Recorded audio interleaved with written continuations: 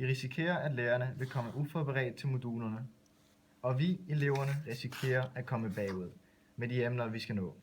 Vi vil nok derfor få flere lektier og opgaver. En af de mange konsekvenser er større klasser. Læreren har ikke tid til at hjælpe alle elever i klassen, fordi der er flere elever i klassen. Diverse af klassen vil have større problemer i deres skriftlige afleveringer. Resultat af det er faldende skriftlige karakterer gennemsnit. Der er også andre som manglende koncentration, fordi der bliver mere snak i klasserne.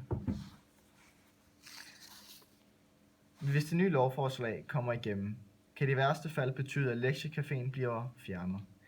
Og så kan vi ikke længere få hjælp til vores lektier og diverse opgaver.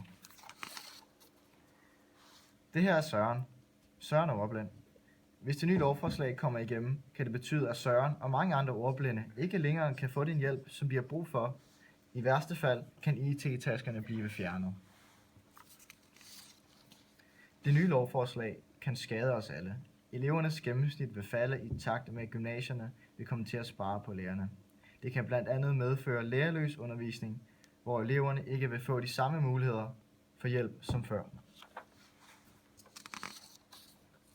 Alle har forskellige interesser.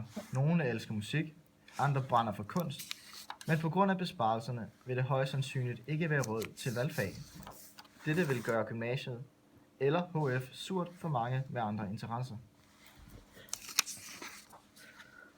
Nogle ønsker at læse sprog, måske endda at være supersproglige, andre at være musisk sproglige og gøre det, de brænder for.